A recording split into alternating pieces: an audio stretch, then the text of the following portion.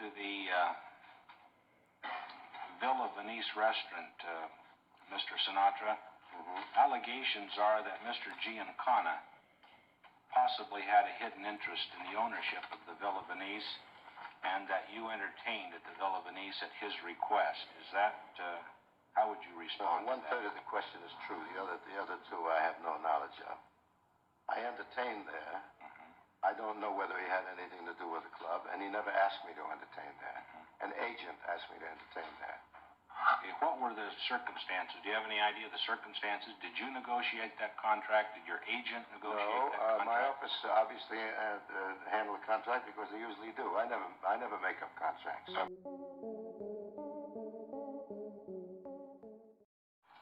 Thank you, Mr. Rudin. Were you aware, Mr. Sinatra, while entertaining there, that there was also the possibility, in conjunction with the restaurant, to cross the street and be involved in some illegal gaming? After about the fourth night, I think somebody mentioned that to us. We spent about 6 days there, I think.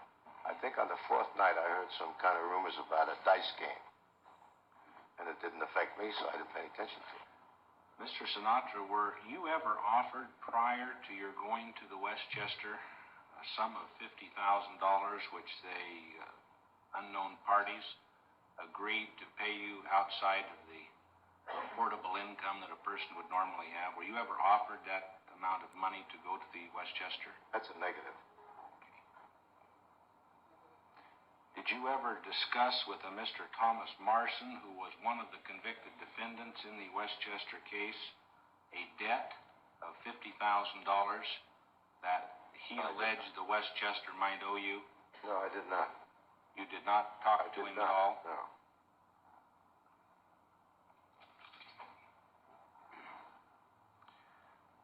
Were you or are you acquainted?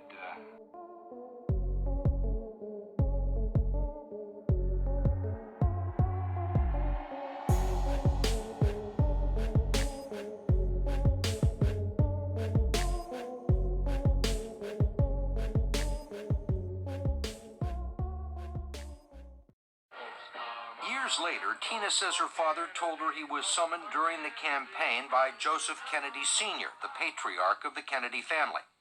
Sinatra thought he was going to be asked to perform at a few fundraisers, but the elder Kennedy had another favor in mind. He said something at the beginning of the meeting. You write in the book, he said, we know the same people. And we know who those people are. You're talking about gangsters who had clout with the unions in West Virginia and Illinois. Yeah. Namely Sam Giancana. The mob boss in Chicago. Right. Tina says Joe Kennedy wanted Sam Giancana to deliver votes from mob-controlled unions, and he asked Sinatra to be the go-between. Why did Joe Kennedy ask your father to do this? Because he knew Dad had access to Sam Giancana. And it would be in Jack Kennedy's best interest if his father did not make the contact directly. And so Dad, it was like an errand. So, your father did it, and Giancana said, okay. He said, okay. It's a phone call. It's a couple of calls, he said.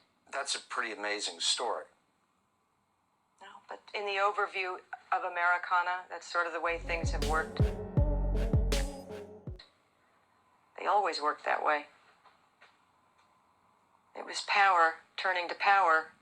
I will faithfully execute the office. Kennedy won the election by the narrowest of margins, yet one of the first things his administration did was begin cracking down on the mob, and Giancana told Sinatra he was not pleased. He owes me, Sam Giancana said, he meaning Joe Kennedy. And Dad, I think, said, no, I asked for the favor, I owe you. So how did your father repay the favor? He went to Chicago and played in Sam's club. The Villa Venice. I mean, he got the Rat Pack to do like 16 shows at this club. Well, but that's 2 shows a night. For 8 nights. Yeah.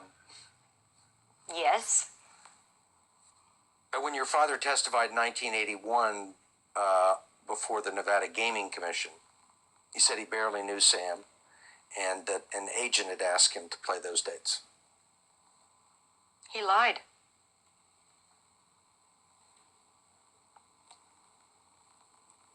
Under oath. guess so.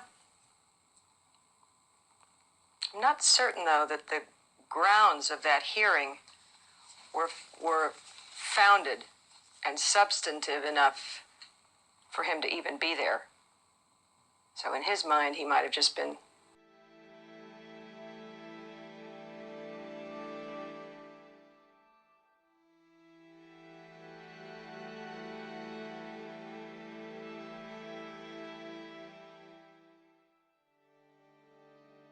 I don't remember what happened. You don't remember what happened. Was it, Don't remember. at all? Not at all.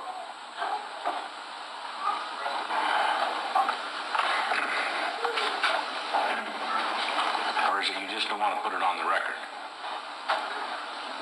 No, it's just not a matter of putting anything on a record.